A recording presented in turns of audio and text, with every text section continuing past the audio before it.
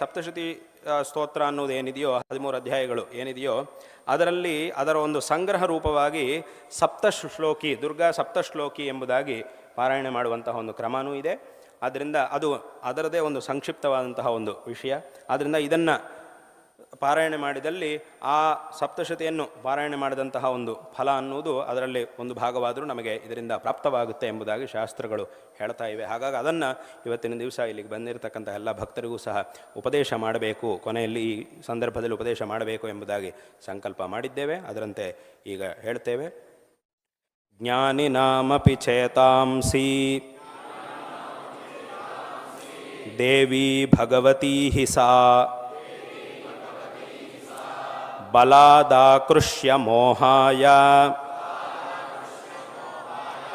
Mahamaya ಪ್ರಯಚ್ಛತಿ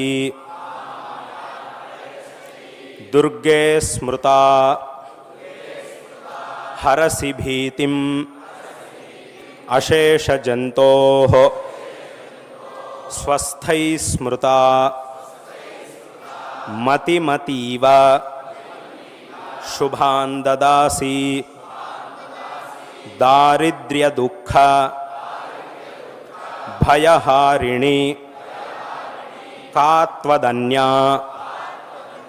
ಸರ್ವೋಪಕಾರ ಕರಣಾಯ ಸದಾರ್ದ್ರಚಿತ್ತ ಸರ್ವಮಂಗಲಮಾಂಗಲ್ಯೆ ಶಿವೆ ಸರ್ವಾರ್ಥಸಾಧಿಕೆ ಶರಣ್ಯೇ ತ್ರ್ಯಂಬಕೆ Gauri Narayani ನಮೋಸ್ತುತೆ ಶರಣಾಗತ ದೀನಾರ್ಥ ಪರಿತ್ರಾಣಪರಾಯಣೆ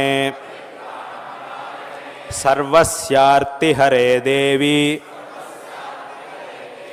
Narayani ನಮೋಸ್ತುತೆ ಸರ್ವಸ್ವರೂಪೇ ಸರ್ವೇಶೇ ಸರ್ವಶಕ್ತಿ ಸಮನ್ವಿತೆ ಭಯೇಭ್ಯಸ್ತ್ರಾಹಿ no ದೇವಿ ದುರ್ಗೆ ದೇವಿ ನಮೋಸ್ತುತೆ ರೋಗಾನಶೇಷಾನ್ ಅಪಹಂಸಿ ತುಷ್ಟಾ ರುಷ್ಟಾ ತು ಕಾಮಾನ್ ಸಕಲಾನ್ ಅಭೀಷ್ಟಾನ್ ತ್ವಾಮಾಶ್ರಿತಾನಾಂ